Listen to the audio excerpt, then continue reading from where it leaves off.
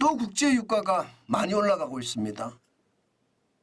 이렇게 되면 소비자 물가, 또 우리 생활 물가, 또 가공식품의 물가 다 올라갈 것 같아요. 야, 이게 물가를 잡기가 참 쉽지 않아 보입니다. 우리는 당장 말입니다. 물가가 싼 게 좋거든요. 경제라는 게 일자리 만들어주고 물가가 싸면 경제 잘한답니다. 다른 거 다 필요 없습니다. 예, 일자리 많이 만들어져서 실업자 없고요. 물가 싸서 쉽게 소비할 수 있으면 그게 경제 최고의 경제입니다. 그런데 지금 물가가 여전히 안 잡힙니다.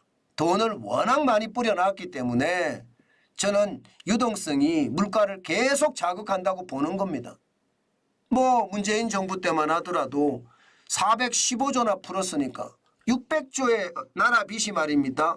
1000조가 됐잖아요. 1000조가 넘었습니다. 지금 윤석열 정부도 안 푼다고 하지만 매년 예산은 늘어나요.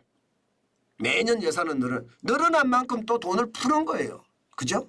늘어난 예산만큼 돈을 푸는 겁니다. 그만큼 말입니다.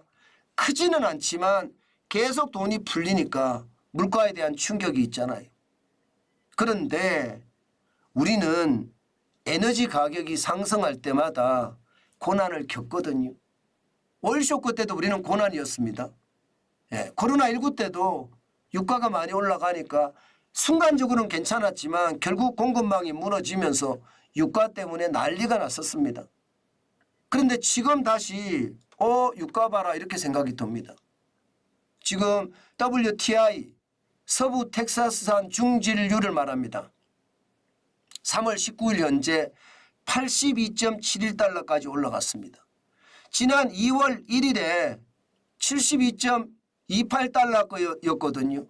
작년 12월에는 보세요. 68.71달러입니다. 그러면 지금 얼핏 보더라도 여러분 작년 9월 27일 배럴당 93.68달러를 올라간 이후로 지금 3월 19일에 82.71달러가 그 다음이라는 뜻인가요? 이거 봐라. 뭔가 이상한데 유가가 장난 아닌데 이렇게 생각할 수가 있을 겁니다. 물론 말입니다. 2022년 3월 13일 123.7달러까지는 안 갈 거예요. 이게 2022년 2월 24일에 러시아가 우크라이나를 침공하면서 국제유가가 펑 올랐을 때거든요. 예, 그래서 엄청나게 올라갔었고 실제로 2008년 11월 14일 145.49달러 글로벌 금융위기 때입니다.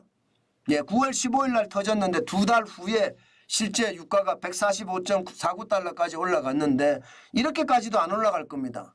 그렇지만 82.71달러라는 것은요. 앞으로 유가가 더 올라갈 수도 있다는 거예요. 기본적으로 말입니다. 물가가 오를 요소가 있잖아요. 지정학적인 리스크.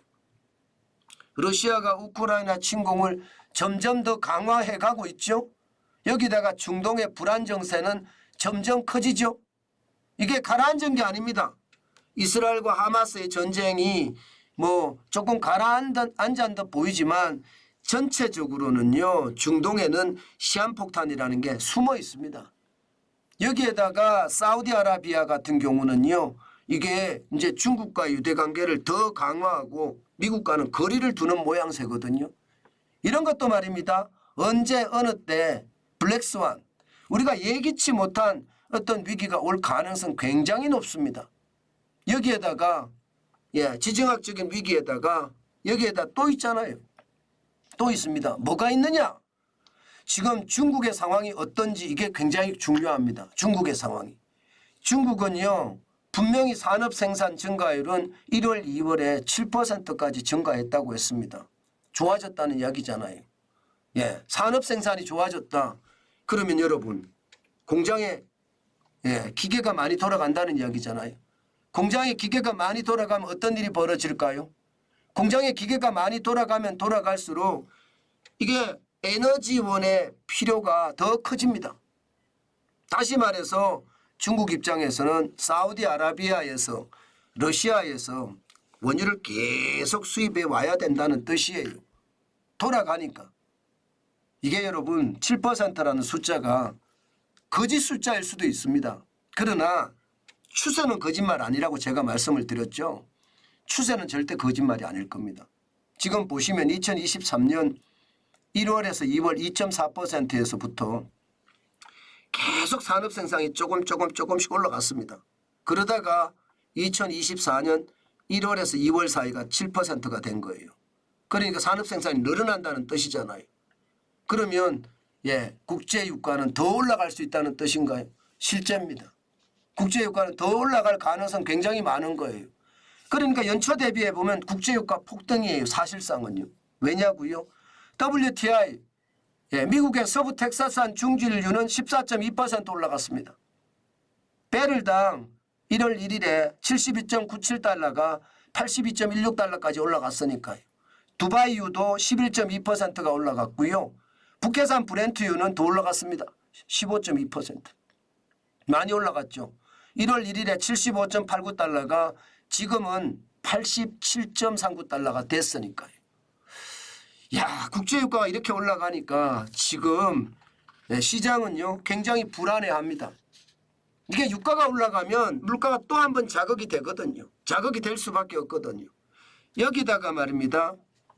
지금 미국에서는요 연방공개시장위원회 FOMC가 열리고 있습니다. 이 미국에서 FOMC가 열리는데 과연 무슨 말이 나올까요? 여기서 말입니다. 만약에 매파 발언이 나온다. 다시 말해서 금리를 올려야 된다는 발언이 나온다. 그러면 어떻게 될까요? 아마 그러면 유가는 떨어질 겁니다. 반대로 비둘기 발언이 나온다. 좀 더 덜 강한 그런 발언이 나온다. 그러면 유가는 더 올라갈 겁니다. 더 올라갈 거예요. 시장은요. 이게 미국의 FOMC 연방공개시장위원회가 앞으로 어떻게 말을 할지가 중요합니다. 아마 19일, 20일이거든요. 19일, 20일. 그러면 미국은 지금 19일일 거 아니에요. 이제 20일은 내일이잖아요. 우리 21일이 돼야 되잖아요. 하루 차이가 나잖아요. 그러면 21일 날 FOMC가 어떤 내용을 내놓느냐가 국제 유가는 분기점일 겁니다. 그만큼 말입니다. 상황이 굉장히 달라질 수도 있다는 뜻이에요. 그렇지만 가장 중요한 것은요. 우리 물가에 영향을 못 미친다는 거예요. 우리 물가는 또 올라간다는 뜻이에요. 지금 물가 때문에 많은 사람들이 고난을 겪잖아요. 2월 달만 하더라도 목표치 물가, 기준 물가라고 해야 되나요? 2%예요. 2%. 그런데 지금 3.1%입니다. 게다가 말입니다. 2021년에 오른 거, 2022년 7월에 6.3%까지 오른 거, 2023년 10월에 3.8%까지 오른 거 켜켜이 쌓여 있습니다. 그러니까 서민 생활을 하는 사람들 입장에서는요. 야, 이래서 진짜 먹고 살고 살 수 있겠냐. 이런 얘기가 자꾸 나오는 겁니다. 그만큼 물가에 대한 고통이 굉장하다는 뜻이고요. 물가에 대한 고통 자체는요. 이게 말로 표현하지 못할 정도로 힘들다 이렇게 이야기합니다. 저는 당연하다고 생각해요. 당연하다고 생각합니다. 그만큼 말입니다.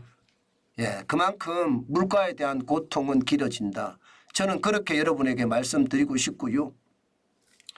반드시 여러분 하나 기억해 주셔야 될 게 있습니다. 물가가 올라가잖아요. 그러면 금리를 못 내립니다. 다시 말해서 고물가에는요. 고금리가 계속 따라간다는 거예요. 고물가에 고금리가 계속 따라가게 되면요. 소비 안 합니다. 이자 겁나죠. 물가 겁나죠. 그러면 저성장이 어떻게 될까요? 더 깊어집니다. 이것은 우리 경제의 가장 큰 위기를 만들어낼 수 있는 원인이기도 합니다. 이것 반드시 우리는 알고 있어야 되고요. 그에 대한 대응책을 항상 마련해 가야 된다는 것 오늘 다시 한번 여러분께 강조합니다.